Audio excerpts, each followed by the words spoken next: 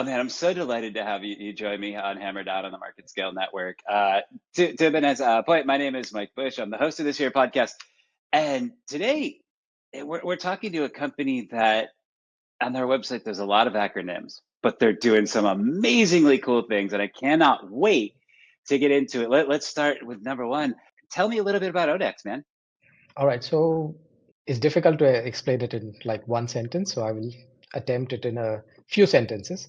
So what do we do is that Sure. we try to connect multiple stakeholders in the industry. So you have your ocean carriers on one side, you have your port terminals on the other side, you have a whole bunch of agents, brokers, people who are handling the cargo on the third side, and then you have the actual buyers and sellers who are there. So essentially, one of the analogies that I like to uh, speak about is that as an exporter, you produce something, you put it in a box, and then you push it into a black hole, and it magically emerges on the other side of the black hole with a whole lot of like Yep. 20, 30 organizations touching it at different points, depending on where you're shipping it from.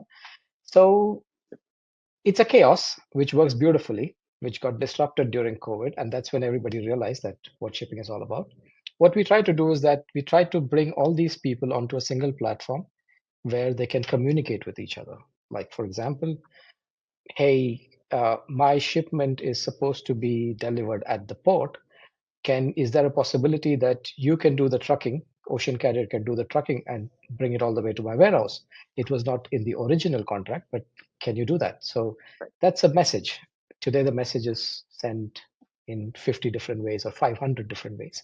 We try to unify that and Got it. say a little bit of the chaos, bring it together. So that's what we do in a nutshell, and a lot more. As you said, the acronyms on Sure. the website, the acronyms on the No, of website course, say of that. course. Yeah, So I'm going to take a step back and make sure I've got it right. So when I create goods, let's say in Asia, those goods are then put into a container, which is put onto a truck, potentially two other companies. They're then moved to the port where they go through a terminal. They're put onto a vessel. So that's three more companies. that's right. You lose them over the sea. They eventually show up here in LA Long Beach, where they go through.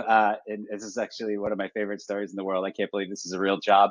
Where the boat pulls in near the harbor, we send out a valet parking guy who Absolutely. goes, and his job, the pilot, is to actually go and navigate a boat or a vessel with 25,000 containers into the terminal, Yeah, where of course it goes through customs. So there's three more companies that have to touch it that's right. before a trucker shows up to pick up goods, bring them to the warehouse. And along that way, everybody is basically disincentivized to share information such as location or updates, et cetera, et cetera. And Absolutely. that's what you're solving. Do I have That's it right? yes, that's perfect. Thank you so much. I'm going to borrow that, probably write it down somewhere. The next time for a pitch, I'm going to use that. So, It's funny. In a previous life, we did an infographic of all the sets of hands. And when you said 20 or 30, I had to laugh because we had come up with 14 definite, and then okay. there were up to like 15 extra potential, depending on what level of freight broker, freight forwarder, and broker and trucker were involved. So okay, we've got a platform. Yes. Let's walk through this. I mean, I love the concept initially. Mm. How did you get started? What was the sort of genesis for this? And more importantly, how are customers, or how is the ecosystem really thinking about you guys? So, starting was simple. Me and my co-founder, Liji, who's also our CEO, Liji Dowal. So, we had zero background about shipping. We did not know what a bill of lading was. We have been in the software business, and Liji has been a management consultant for some time. So yeah, so the good thing is about these jobs is that you keep learning all the time. Otherwise, you're quickly uh, outdated. So we, Sure. as a pure software organization, we landed a contract to build a system, and that's how we got our first taste of shipping. What happened is that this was way back in 2014, about 10 years back in India. And one of our mentors said that, hey, you have an opportunity that to build something which is not a product, but for the community. So we were like, how does that work? So uh, the word platform was still relatively a little bit new, a word, and especially in shipping, platform meant something else. It could mean Right. something that you use to suck out oil from the ocean. So that's that's what a platform means.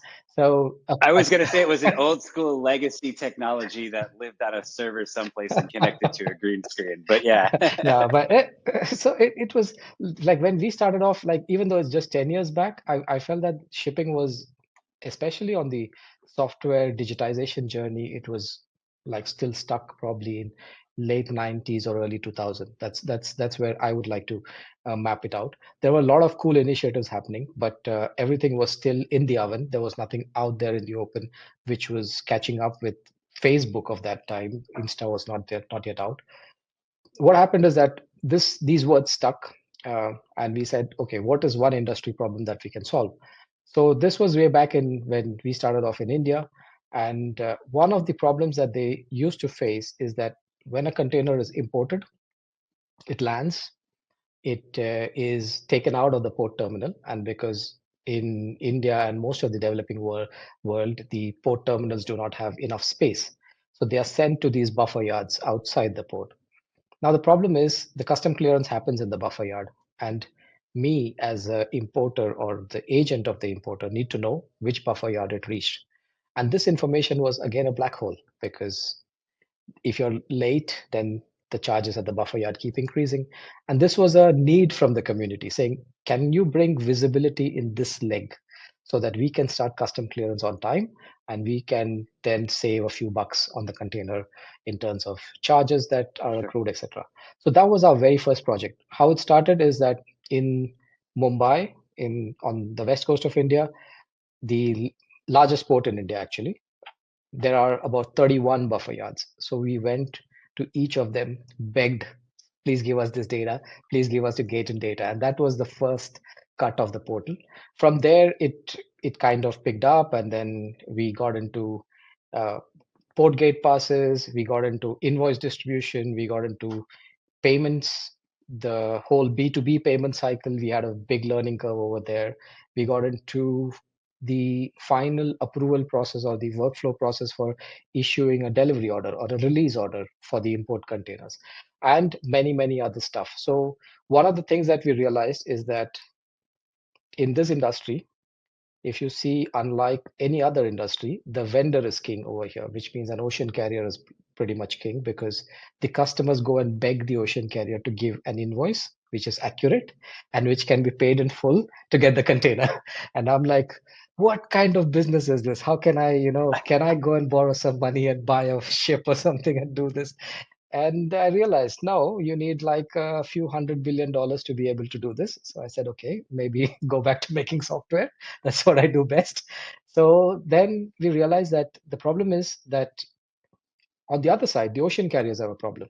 That on the import leg, I don't know who's going to come and pick up the container. I know the exporter, I know the importer, I don't know the agent. So I don't know who is going to pay the invoice, which means that I don't know whom to send the invoice to. So that was a big black hole of a problem in most parts of the world. So we attempted to solve it in India. I think we tasted our initial success very quickly. More than 50% of all the import invoices in India for ocean carriers started getting released on ODeX. And then we said that, hey, okay, India is a big complex country. We are a complex race. Does this problem exist in the other parts of the world? And that's how we made our move out of India. The first country was UAE, and then we moved on to Africa. Ghana and West Africa was our first country where we said that the invoice distribution, the payment collection part of it, real time B2B payments, and this third part is to be able to release a document basis these two interactions happening quickly. That is something that we want to focus on, and we built that. So today we have been able to roll this out into 14 countries and counting. So we are on our way to reaching a target of about 20 countries by the end of this year. Yeah. Got it. So a couple of things you said there that I want to touch on. You said customers are begging for accurate invoices. And I think a lot of folks that don't come from the industry don't realize how how much that is heavy Yeah. lift. Yeah. I know in the trucking space, the number I've seen thrown around is that roughly 1 in 3 invoices is inaccurate. Yes. And I don't know if you know Alan Murphy over at Sea Intelligence, but Yes. one year Sea Intelligence hosted what they called the TLA Awards, and it was 3-letter acronym awards. This is one of my favorite stories in freight, where Sea Intelligence, this analyst firm, audited a bunch of invoices from various steamship lines and carriers, and they would see a 3-letter acronym and say, "What Okay. the hell is that for?" And they would call the steamship, or they'd call somebody and say, "Hey, can you explain this bill? What is this? What Yeah. is this line item?" And they actually recognized, they gave a formal award to one of the steamship lines because that steamship line had more than a dozen billing mechanisms, a dozen different Absolutely. fees that nobody in the steamship line could justify. It was like, sure, I mean, that's that's the what they were making up words or whatever it might be. And it's amazing to me as you're explaining it, like coming from the outside, you're like, this can't be real, can it? Exactly. Exactly. Yeah. It's mind blowing that when you when it seems so simple that you are able to buy some things from China by click of a button, but the moment you load it onto a ocean container, the everything changes, and then you have like 50 different people. Quickly, the main problem is that you budgeted for 5% logistics cost. It can go to like 25% if you're if you're not on the on the dot and you don't have the right set of partners. The problem is Sure. that No, that. yeah, Oh, go ahead. yeah. Go ahead. The problem is the right set of partners because you have no other way of visibility. So that's what we're trying to bring in, where we're saying that, hey, you can do this on your own. You need the partners, definitely. You can't do away with the partners, or you don't want to do away because they bring in, they add a lot of value to the whole supply chain. But then at the same time, as a customer, I just want to know what's happening, and as simple as that. So that's what we're trying to do. Yeah. Sure. Now, one of the things is you're talking about visibility. I think large organizations, and really almost every organization, has kind of their own version of visibility nirvana, Mm. right? Like some companies have a group of analysts that they want to punish, and they have them stare at that screen all day long, and they watch, ships move across the ocean and boats move across, or trucks move across the screen. Some companies are, give me a dashboard with red, yellow, green. Some Absolutely. companies are like, listen, as long as things are where they're supposed to be, I don't really care. I only want to hear from you when something's wrong. By the way, those are my nightmare clients, because to only pick up the phone when something's wrong is no good. So Yeah. finding ways to say happy birthday or whatever, I stalk you on Facebook, is really important to me. Can you kind of talk to that within the ODeX circumstance, or in the ODeX environment? How are you providing the right level of visibility for each of your customers? So, for example, the invoice example that you mentioned about. So, our idea is that to be able to get the invoice to the right party in the right format, on the right platform. Why I say the right platform is because I don't want you to look at another screen with my colors of orange and blue and white, etc. I want that invoice to be available inside your ERP. So it's my job to go fetch it from the ocean carriers and then push it into your ERP so that you have it on a screen which is familiar. You know what to do with it. You know what your internal workflow is going to be after that. And then you can create a payment and then send me that information about the payment. And I will tell the ocean carrier that, hey, XYZ has paid this invoice and I think it has hit your bank. So it's good to release the cargo. The one point that I would like to bring in over here is that as much as the customers are suffering, the ocean carriers are also suffering on the other side, because there is a lot of focus on picking up the container. But when it comes to when it sails for like 30 days and when it reaches destination, they have very poor visibility on who is going to come and pick it up. That's one. Second is that the person who came to pick up a container today may never ever show up again to pick up another container. So, which means you're suddenly talking to a very large audience whom you do not know. You cannot predict their behavior to a large extent, and you don't know how to even, train them to be able to follow a process. So that's a bigger challenge when it comes to the ocean carriers, and that's why they drop the ball a lot of times. And the mess also starts snowballing on their side, which means that Mike comes and says that, hey, the invoice said $1,000, I paid $1,000. But then they say, oh, you know what? It was actually $1,200 because there were two invoices and you paid only one. And then there's a fight. And then Mike says, I want my container, I don't care. And what happens to this $1,000 is that it sits somewhere in their books as unallocated, suspense or whatever you want to call it. And with these ocean carriers moving millions of containers, that can blow up like crazy. It's a huge risk as a business owner on the balance sheet. It's a lot of manual analyst work to sit and reconcile this whole thing. All of this ultimately affects the customer, saying that they don't get their cargo on time. So it affects both sides. And that is where ODeX is trying to come in and say this whole communication to be able to say, I want the invoice. Okay, I get the invoice. I paid the invoice. Thank you very much. Here is your release. Now you can go to the terminal. Terminal, hey, this is the release. Now this person will come and pick up the cargo. To be able to just close this loop, we are trying to bring all of them onto the same platform and say, interact over here.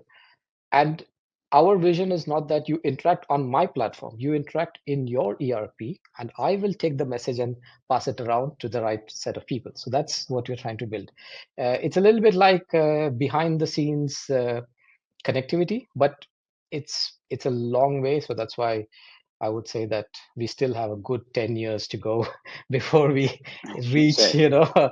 wherever we want to reach. But yeah, but somebody has to do it, and fortunately or unfortunately, we were the ones who decided to roll up our sleeves and say, we'll attempt to do this. Maybe. Yeah, Got it.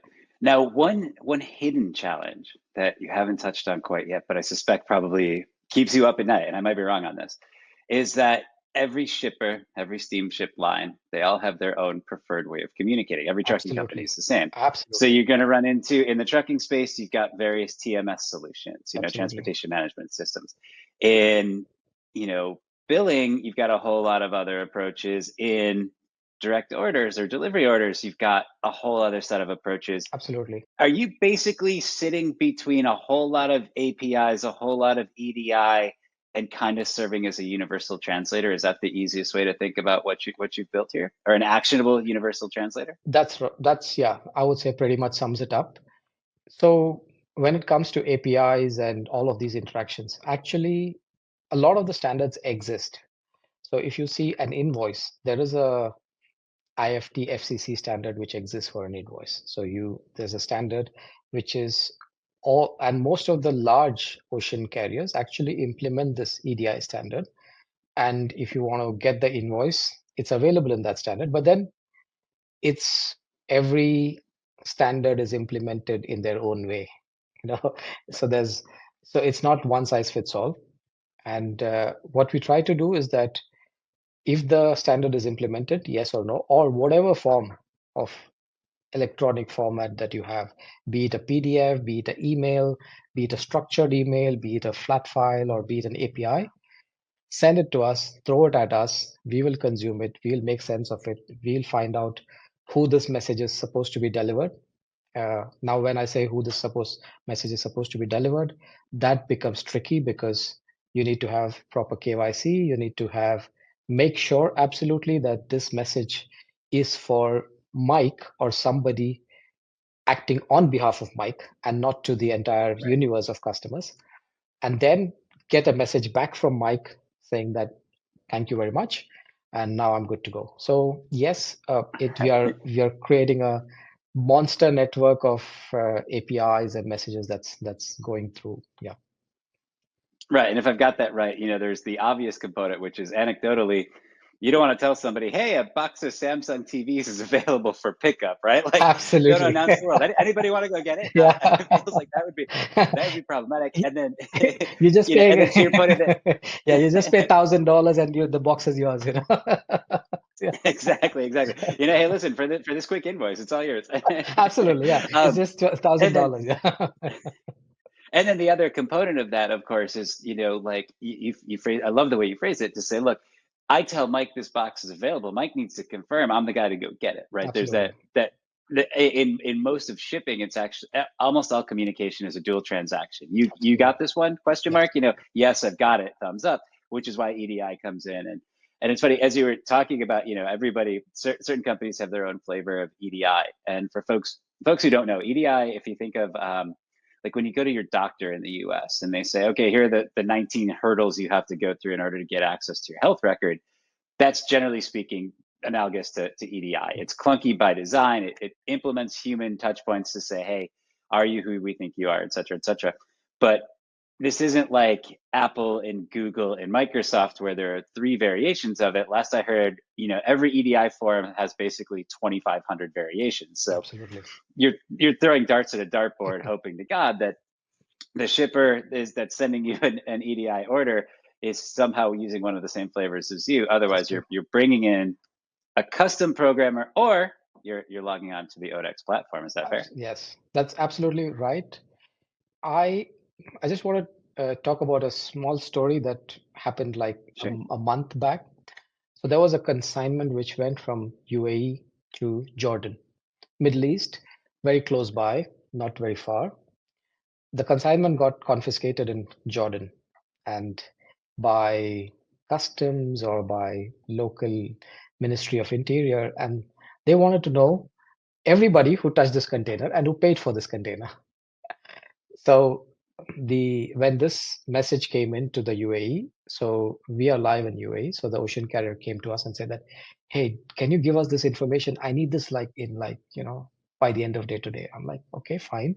Give us an hour. Let us check what happened." And in an hour, we were able to say, "Okay, this this is your shipper that you already know, but then this shipper handed off this container to XYZ agent. This XYZ agent approached you and he got an invoice for it, and these are the supporting documents that he's the agent.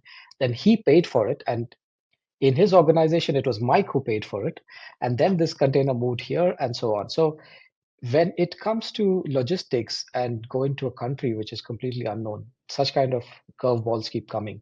And you need today a system which wherein you are able to make all these connections and say that who are all these 30, 40 organizations who touched us.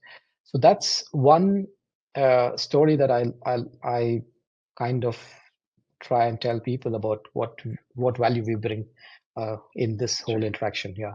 So that's something that on the EDIs you explained it very well that there are 2,500 variations and it's my bread and butter as of now. Yeah. Understood. So, one of the questions I try to bring in or try to ask every guest, and I love your approach because you said you're kind of from the outside of the industry, saw this big challenge, and said let's go tackle it in a way people haven't. If you're talking to somebody who's younger, maybe recent new college grad thinking about this industry, what advice would you give them? I would say I was watching one of your earlier podcasts, Sean, I forgot his last name. He does something Oh, cool where he has oh, an Sean automated. Jones. Yeah. So the funny part is he is also in logistics. I am also in logistics, or rather, ODeX is also in logistics. It is such a vast industry, uh, and the biggest, one of the most notorious polluters, if you could say. We are in the limelight. So the we are not very environment friendly, to be honest. So I would say that for somebody who's young and wanting to get in, one of the biggest things that you can contribute is on the whole change that is happening to be able to make this whole industry and in turn to be able to make the whole buying, selling, or the trade to be a little bit more environment friendly. So that's one big opportunity that I see that's there. It it need not be fancy stuff like putting up ships with sails or things like that. It can be a very simple thing that for every container if you that moves on the ocean, if you're able to save one printout or one trip of even a car or a person, that adds up very quickly, and that's a huge impact. And a lot of the impact that you see today is measured on how much a ship is polluting or how much the ancillary industries are polluting. Nobody really counts on the environmental impact of so many people moving around on so many moves which could be avoided. And that's one small thing I feel that today's younger generation appreciates. They know the importance of it more than I'm on the wrong side of 40, more than our generation. I think my cousins who are in their 20s understand this very, very well. And I think that's where we need that young blood to come in and say, why did you print this? Why did you make this trip? So we need a paradigm shift in thinking. And the opportunity is huge because, like Sean said, 80-90% of the world's cargo moves on ocean carriers. So Yep. the opportunity to be able to find your niche and work a lifetime to set that right so that the next generation has it better. I think there are hundreds of such niches in this industry that are waiting to be disrupted. And plus, of course, every disruption, there's an opportunity to make a lot of money. So yes, so that's my Excellent. message to somebody who's younger, who's saying that should I consider supply chain uh, as a career? And the other thing that I think this industry can give you is scale and the whole outlook towards a global, uh, I would say, a global perspective, wherein you know that there is a conflict in Red Sea because you work in this industry. You know why the conflict happens and who's fighting against whom, and when the ship is going to get rerouted. That's information that usually you would be like, yeah, there's some corner of the world, there's a fight happening. But as a supply chain specialist, you will know why this is happening because you need to figure out that will this conflict end in 1 month, 1 year, 2 years? You need to have your own opinion. So I think it gives a fantastic global perspective. Even the junior most people in my team, I think they have a great global perspective of what's happening because they can tell you what's happening in South Africa, in the US, in Canada, in Latin America, in Australia, because of the connection to shipping. So I think it's a fantastic career option. There's so many niches waiting to be disrupted, and yes, in turn, make a lot of money. Yeah, so why not? Absolutely. But if somebody wants to get in touch with you, what's the best way to do so? LinkedIn, email. Yeah. So Got it. yeah, Perfect. and I usually respond within a day. Awesome. Binai Thoppil, COO and co-founder of ODeX. I'm so grateful for your time today. Thanks for joining the show, my friend. Thank you so much, Mike. Thanks. It was a pleasure. Thanks.